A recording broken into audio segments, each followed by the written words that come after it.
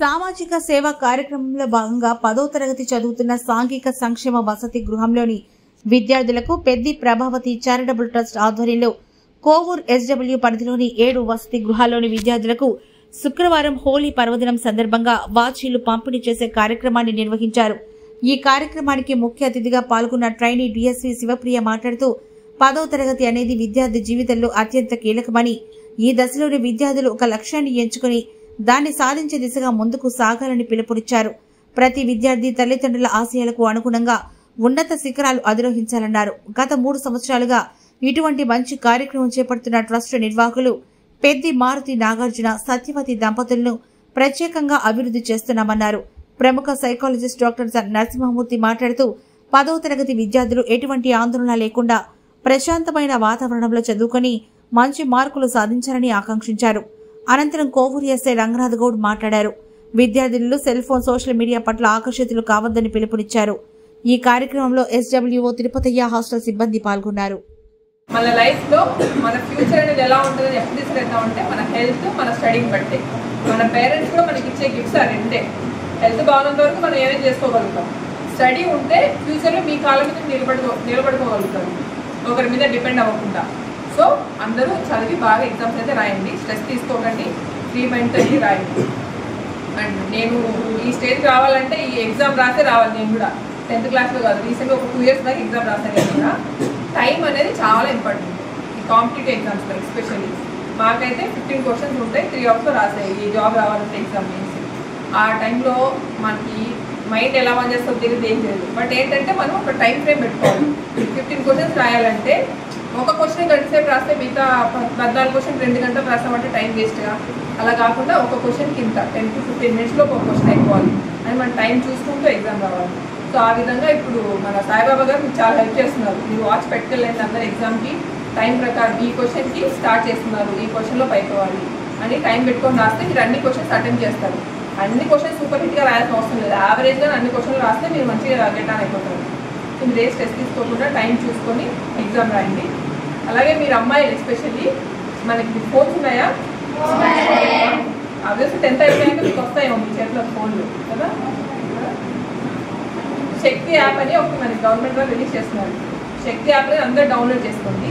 మీకు ఎమర్జెన్సీ సమయాల్లో ఏదైనా హెల్ప్ లైన్ కావాలన్నప్పుడు తక్కువ యాప్ యూజ్ చేసి మీరు వాడచ్చు. సో అందరూ ఫస్ట్ డౌన్లోడ్ చేసుకోండి. దాని తర్వాత ఫీచర్స్ అందులో ఎక్స్ప్లోర్ చేయండి. మీకు ఏమైనా కంప్లైంట్స్ ఉన్నా వెంటనే యాప్ ద్వారా అప్రోచ్ అవ్వచ్చు పోలీస్ వాళ్ళకి. దానికోసం స్పెషల్ టీమ్స్ ఫామ్ చేస్తున్నారు. సో మీకు నియర్ బైగా ఉంటారు.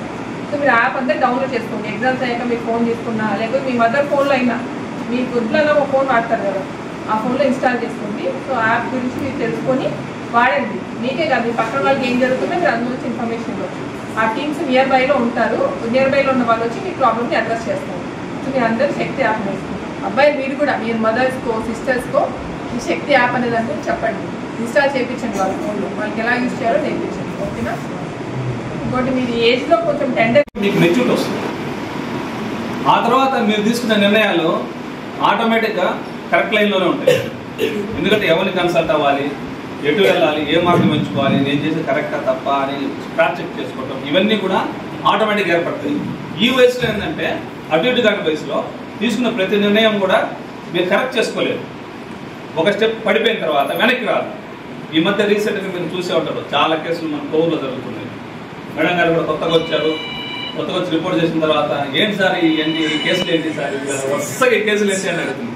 సరే కావాలని చెప్పాలని నేను చెప్పట్లేదు. నేను వాస్తవంగా మనిషి అయిన పరిస్థితి అది.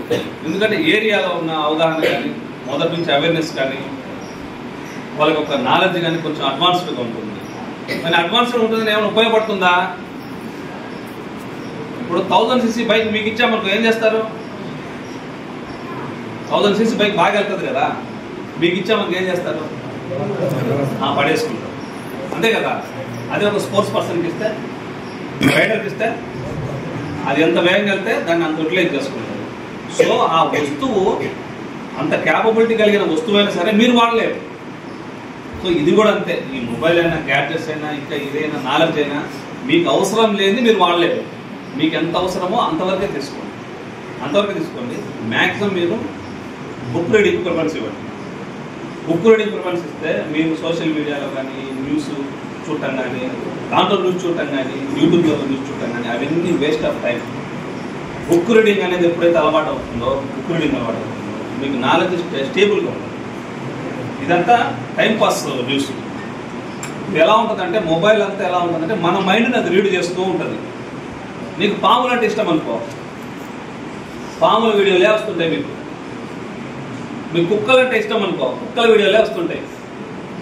సో నీకు ఏదైనా క్రైమ్ ఇష్టం అనుకో, చూడటానికి క్రైమ్ వీడియోలే వస్తుంటాయి. అంటే అది ఒక సెర్చ్ ఇంజన్, దాంట్లో ఒక సెర్చ్ ఇంజన్ ఉంటుంది. అదేంటి, నీ మైండ్ రీడ్ చేస్తూ ఉంటుంది. తనకి ఏమి ఇష్టము, ఏది నువ్వు క్లిక్ చేస్తావు, ఏది లైక్ చేస్తావు, ఏది ఎక్కువ వాచ్ చేస్తావు అని నిన్ను బట్టి వెళ్తూ ఉంటుంది.